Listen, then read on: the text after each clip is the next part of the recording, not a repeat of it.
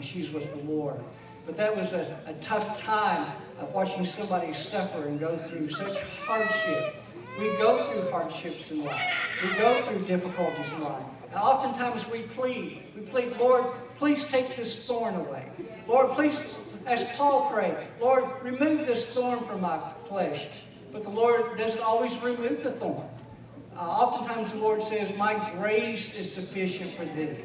My grace will enable you to endure this. My grace will empower you to work through this. And if you trust in yourself, you're going to be filled with despair. If you trust in yourself and you get angry and you look within and you get bitter, then you're going to be crushed. But if you'll look to me, my power within you will enable you from being crushed and being destroyed and being distraught. It is the power of God that sees us through. I had a little baby in my arms many years ago, a little baby that we buried.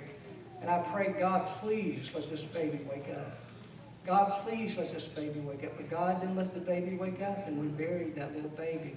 It was a time in my life when I cried and I cried and I cried, and I thought, Lord, I can't make it. I can't go. But the Lord said, my grace is sufficient for you. God said, my grace is sufficient for thee. I will enable you. And it is by the grace and the power of God. How do we travel on? How do you travel? How do you get from where you have been to where you are today? You have done it by the grace of God. And you have done so by the power of God. How are you going to keep moving in your life and in your walk with the Lord? You're going to do it by He who is within you, working within you, and empowering you to do what you're doing. It is by His grace and it is by His power. Many years ago, I was just a young preacher boy, and I was preaching up in Dayton, Ohio. And I was speaking at this one church on Sunday morning, and just a young guy, and this fella came in. I guess looked like he was probably at that time when he was in his late 30s, early 40s. And he had lost a little girl in death. He had a little girl that had died. And his wife, she couldn't come to church that morning. She just couldn't do it. She just was so distraught. But he came to church, and it was a week or so after the burial. And, people were shaking his hand and hugging him. And he was doing pretty well. And he always helped take up the offering. And so they said, okay, he was going to take up the offering that day with all the other people. And he got in line with the other people, and they started singing the offertory song. And it was just an old song. It's kind of a country sounding song. They started singing, my heavenly home is bright and fair, and I feel like traveling on. And then there's a line in that song that says, no sickness nor death shall enter there. I feel like traveling on. And they were singing this, and they walked down, and they were standing there getting ready to take the offering. They kept singing, I feel like traveling on. Yes, I feel like traveling on. My heavenly home is bright and fair. Yes, I feel like traveling on. About this time, this guy was standing there. I was sitting on the pulpit while we were standing. We were getting ready to take the offering. I noticed tears coming down his cheeks. And I knew that, he was suffering because he had buried his little girl. And then they started singing that next stanza. The Lord has been so good to me. I feel like traveling on. My heavenly home I soon shall see. Yes, I feel like traveling on. And the congregation, they were just crying because he was crying. And everybody was grieving. They were all trying to sing, I feel like traveling on. Yes, I feel like traveling on. My heavenly home is bright and fair. Yes, I feel like traveling on. Friends, how do you travel on when you buried your little girl? How do you travel on when you bury your spouse? How do you travel on when the doctor says, well, it's cancer, but, we're going to do everything that we can? How are you going to travel on when you're dealing with a neurological disease? How are you going to travel on when your wife says, I don't love you anymore and I'm leaving? How are you going to travel on when you're trying to get over a divorce? How are you going to travel on when you have to go through bankruptcy? How are you going to travel on when your church says, we don't want you as our pastor anymore? How are you going to travel on when your children disappoint you? How are you going to travel on when you're taking care of an invalid mother or father? How are you going to travel on when it seems like all is gone, all is lost, and there's just nowhere to stand? Where are you going to stand? You're going to stand on the grace of God. What's going to keep you going? It is going to be the power of God.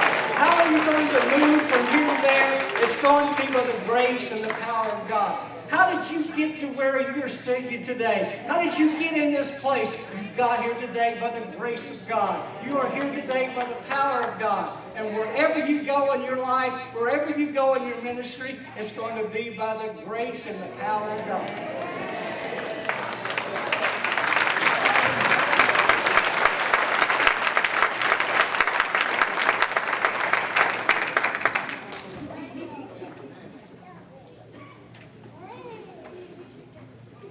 And all God's people said, Amen. Graduates, candidates, would you please stand?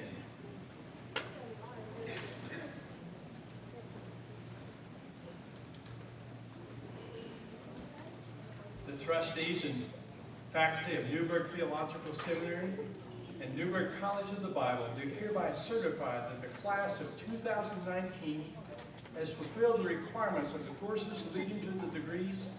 Each degree is hereby conferred with all rights and honors and privileges which pertain thereunto. Class, you may move your tassel from the right side to the left.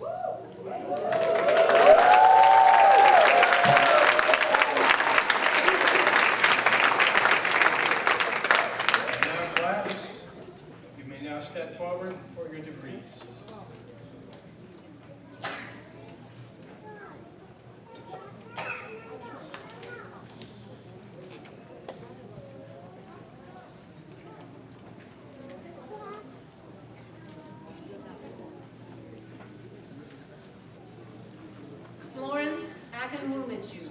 Doctor of Philosophy in Christian Counseling, specialization in addiction counseling.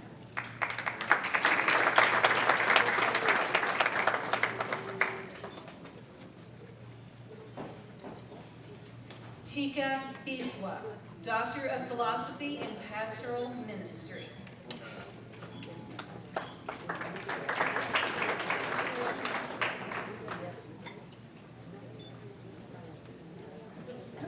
Baby Chirian, Doctor of Philosophy in Christian Counseling.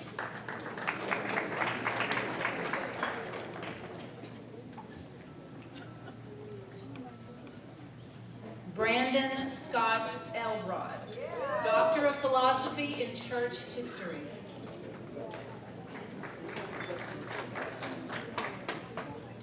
Chioma Emma Nwakuchwu, Doctor of Philosophy in Christian Counseling, specialization in life coaching.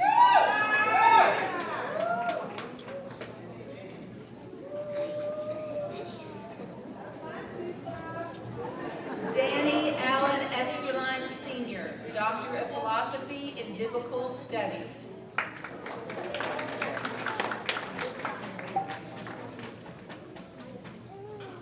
Gloria Jean Gilliam, Doctor of Philosophy in Missions, Evangelism, and Church Growth.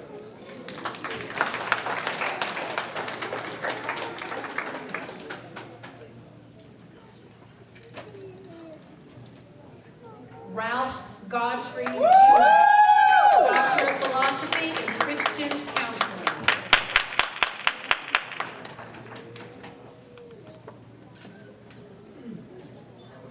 Timothy M. Harris II, Doctor of Philosophy in Christian Counseling.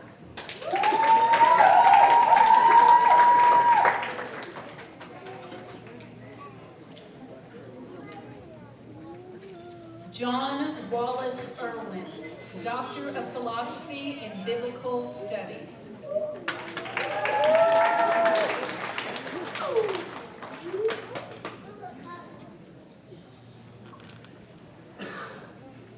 Beverly Jackson, Doctor of Philosophy in Christian Counseling.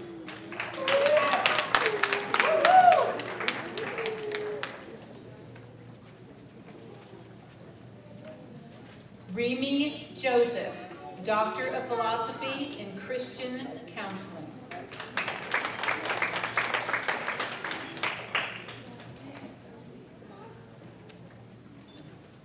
Shua Lee, Doctor of Philosophy in Christian Apologetics.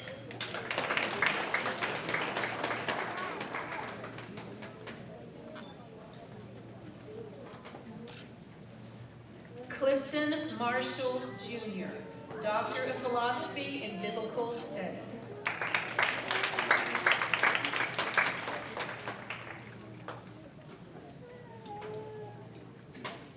Matei, Doctor of Philosophy in Biblical Preaching.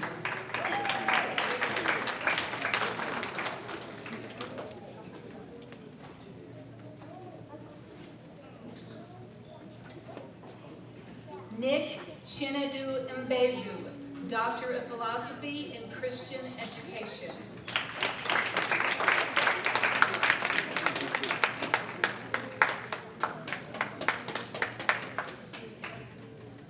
Michael Obioma Nwamo, Doctor of Philosophy in Christian Education.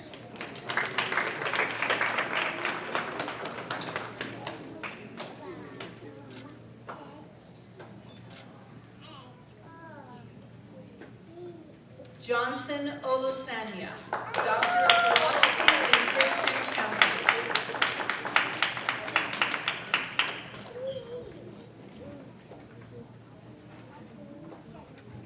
Margaret A. Piper, Doctor of Philosophy in Christian Counseling, specialization in addiction counseling.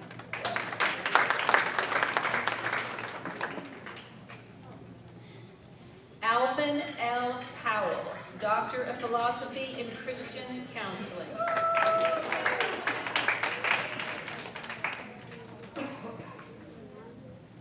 Wanda C. Reddy, Doctor of Philosophy in Biblical Studies.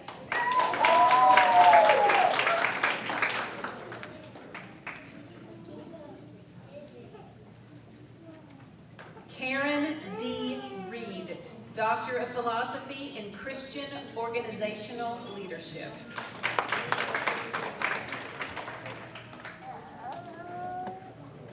David W. Robinson Sr., Doctor of Philosophy in African American Ministry.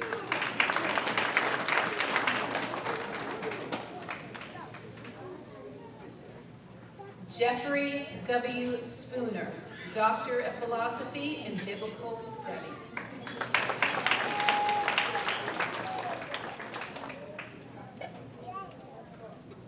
Julius B. Taka, Doctor of Philosophy in Christian Organizational Leadership.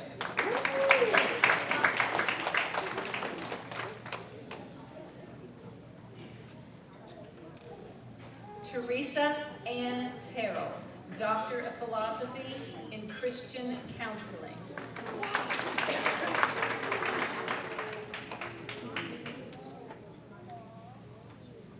Manzolua Nkandinga